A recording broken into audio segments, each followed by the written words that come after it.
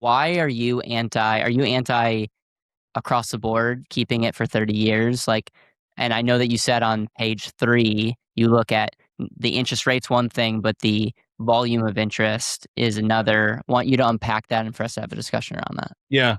So everyone signs the loan estimate.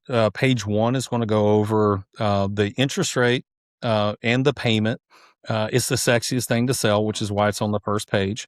Second page is going to go over all of your closing costs. And I will say the mortgage lenders get a bad rap for this because if you pay $15,000 to refinance your mortgage, they blame it all on the lender. Well, it's not. Actually, two-thirds of it is going to be third-party service vendors, whether it's a title insurance, title company, appraiser, et cetera. So the mortgage lender is responsible for a third of that. So it's going to on page 2, it's going to list out who all is getting the closing costs. And then on the third page, that's where it's their CYA document, cover your own assets, right? Where we are disclosing to you how big of a ripoff this is. So if it's a 5% mortgage or interest rate, and here's the thing, the mortgage interest rate dictates your payment. It doesn't necessarily dictate how much interest you're going to pay. So on the third page, you have what's called the tip. Actually, if you give me 2 seconds, I'll grab Yeah. one. Yeah. Do it. Do it.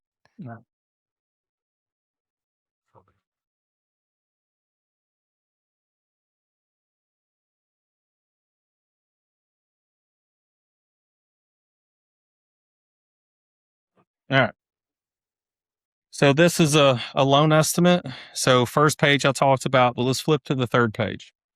Third page, this number right here is your tip, total interest percentage. That is the actual number in dollars that you're going to pay in interest. So in this scenario, it's a 3.875% mortgage rate. You're paying 69.45%. So on the 5%, you're probably paying 80, 90%. Now, devil's advocate, how many people keep their mortgage for 30 years? Hardly anyone. Um, Yeah. Probably longest I heard of is 15 years. We had a client and I was like, you kidding me? You've had the same one for 15 years. Where were you at in 21? Taking a nap?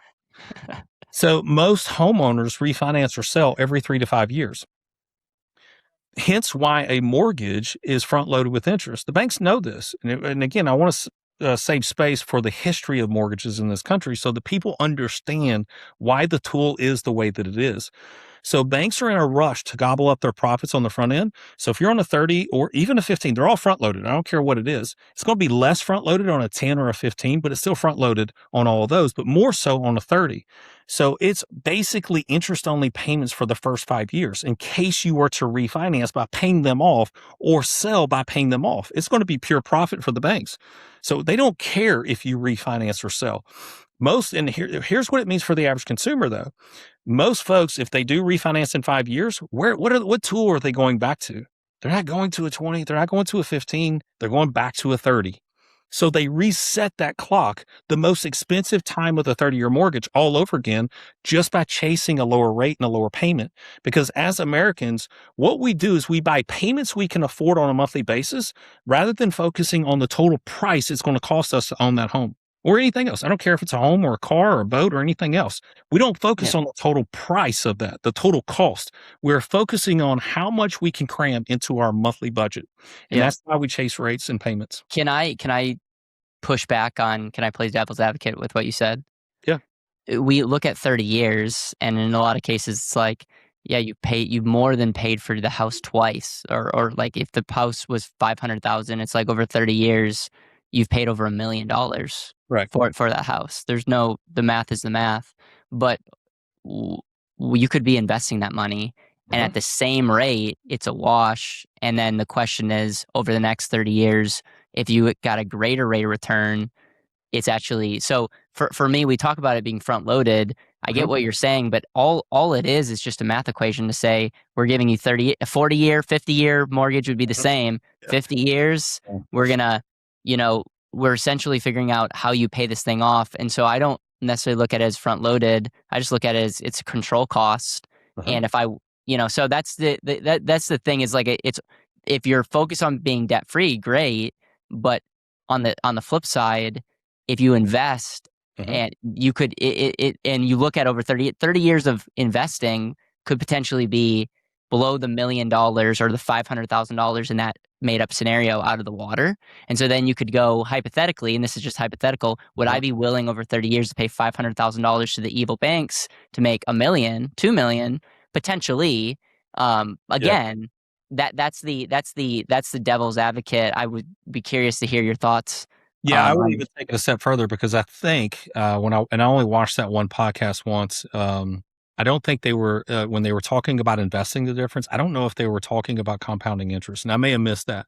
But that is important to note that in your scenario, investing the rest, it may not be a wash. It may be considerably more by investing because you get compounded interest, where in the mortgage you have simple interest. Does that make sense? yeah. I look at opportunity cost as the every decision you make has a compounded effect. So Yeah. if I go buy a Starbucks coffee, Mhm. that has a 30-year of my money not able to earn for me, whether I pay to the bank, whether I invest, every Mhm. decision, whether you call it simple interest, it doesn't, Yep.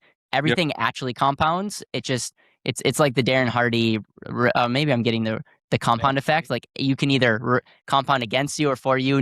It's impossible to stay stagnant. That just goes against the Let me law of physics. let me answer your question this way. If there was a mortgage product out there that you had to pay extra in closing costs for, but as you're paying it down over 30 years, you maintained access to the principal reduction, would you pay for the extra closing costs?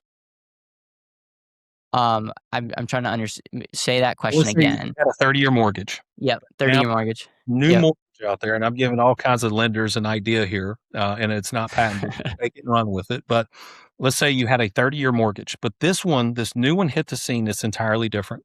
And it is more expensive. They're gonna charge you 5, 10, $15,000 more than they typically would for a mortgage, but it has a caveat to this mortgage that as you're paying it down over 30 years, you You get may access. have access to the equity, Yeah, the for sure. I just to give you inside baseball, I um I am currently looking for options, whether it's first, most likely a second lien, so that I can have access to my equity. That uh-huh, makes 100% sense. Build the well before you're thirsty. Um, so yeah, I would pay a premium to have access to that versus only be able to access it when I'm selling. So I believe everyone should have a HELOC, regardless if they're thinking about using it or not, because in a lot of cases, if you don't use it, it's not costing you anything. You have right, access optionality versus no optionality. yeah. So since you said yes, what I would propose is a HELOC does that for free. So if you wanna make a 30-year payment and invest the rest, do a 30-year payment on the HELOC, and as the principal goes down, you still maintain liquidity. Yeah, The answer my comes to HELOC. It's not yeah, the and then the only thing is interest rate, and I've always been told that the interest rate's a lot higher. You're telling me I can get a 2 to 3% I'm not telling you. The the internet will tell you that. Google. Yeah. So then the next question is, what from a risk management standpoint, what caused 2008? There's a lot of issues, but variable interest rates. They were sold, they got people in, and then people are way over their skis, and Uh-uh. it jumped up. And maybe you're disagreeing, but like that would be the thing that I would be on the flip side. Okay, would I if let's just say scenario 10 years from now, 15 years from now, and again, this is all predicated on getting another loan, which the reality of me living in this home another 5 years is pretty low. So I Yeah. just to be clear, like I'm acknowledging that, but Mhm.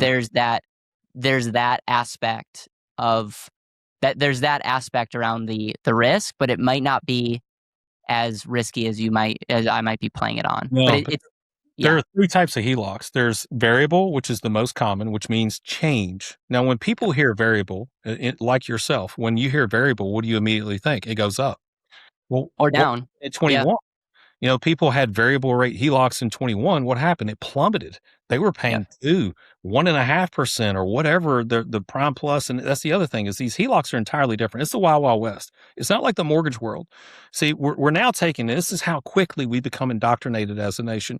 2010, you had the Dodd-Frank bill, and then mortgages became uniform across the entire country. Now, again, in 2001, I started off. So I'm way before 2010. I'm in the mortgage world. What happened prior to 2000? It was a wild, wild west. You had all kinds of different mortgages out there. I actually worked for a firm that was the eighth largest lender in the country. And I was able to structure 17-year mortgages, 23-year mortgages, whatever number I wanted. And we were entirely different, but so was everybody else. Everybody had their own program. But I'll push back on the variable rates. It wasn't the variable rates. It was the Community Reinvestment Act. This was the brainchild of Jimmy Carter, and it was pushed through by Bill Clinton. And what it did is it forced banks and lenders, because there was this redlining issue where they wouldn't go into certain communities, didn't want to lend because there was a higher rate of default, there was a higher rate of foreclosure. And the Community Reinvestment Act forced banks and lenders to lend to people who could not essentially have the ability to repay.